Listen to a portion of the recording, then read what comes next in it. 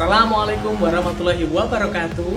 Setelah kita menyelesaikan tahapan pertama dari Diklat AKM atau Asesmen Kompetensi Minimum, maka selanjutnya di tahap kedua kita akan melaksanakan kegiatan pengimbasan. Berikut ini adalah kegiatan pengimbasan yang saya laksanakan.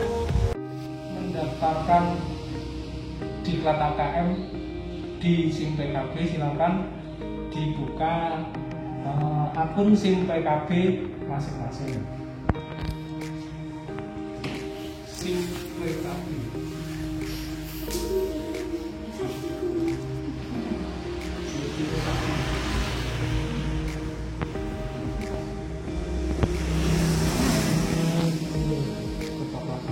Pilih grup belajar.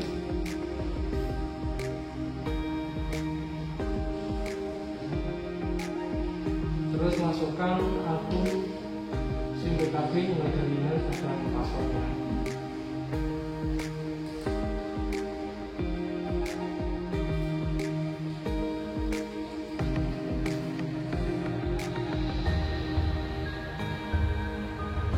Kemudian klik masuk kalau sudah.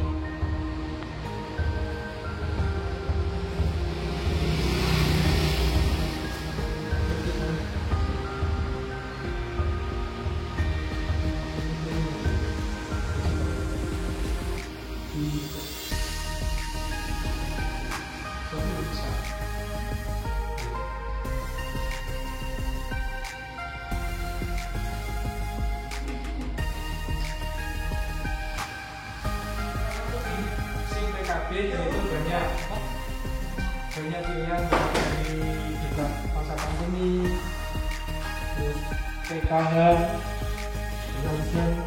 kompetensi minimum. Kita beri AKM,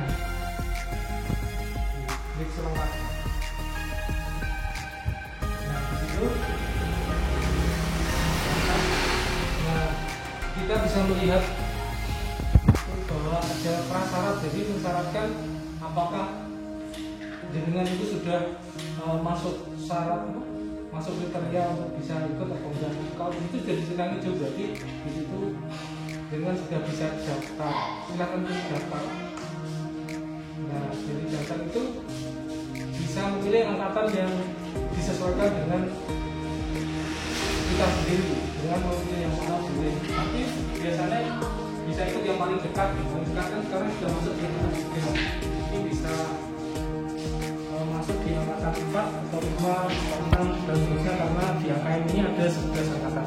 Silakan dipilih angkatan yang paling dekat dengan angkatan 4 mulai dari Selasa berarti 19 besok. Silakan. Di situ akan ada pilihan daftar untuk mendaftarkan. Di situ sudah tertulis persetujuan, ya. Apakah Anda yakin ini memilih kegiatan ini? Bisa pilih iya jika dengan benar-benar mengikut. Kalau tidak, ini masalah. Silakan di klik.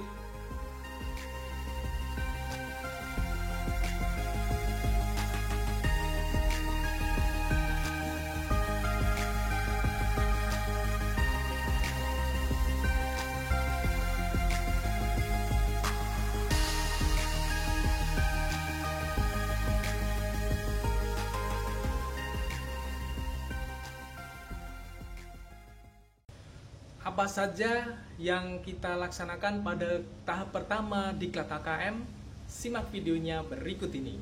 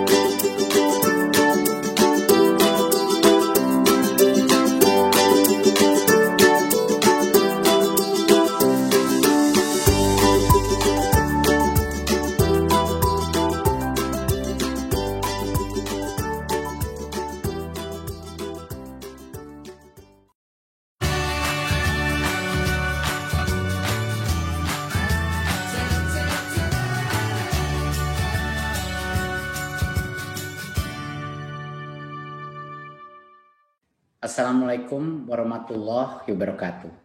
Salam sejahtera bagi kita semua. Om Swastiastu, Namo Buddhaya, salam kebajikan. Yang saya hormati Bapak Ibu yang hadir pada acara virtual hari ini. Semoga semua diberikan berkah keselamatan dan kesehatan. Peningkatan sistem evaluasi pendidikan adalah bagian dari kebijakan Merdeka Belajar yang didukung penuh oleh Presiden Jokowi dengan tujuan utama mendorong mutu pembelajaran dan hasil belajar para murid. Untuk itu Kemendikbud mengeluarkan kebijakan asesmen nasional yang dirancang tidak hanya sebagai pengganti ujian nasional dan ujian sekolah berstandar nasional, tetapi sebagai penanda perubahan paradigma tentang evaluasi pendidikan.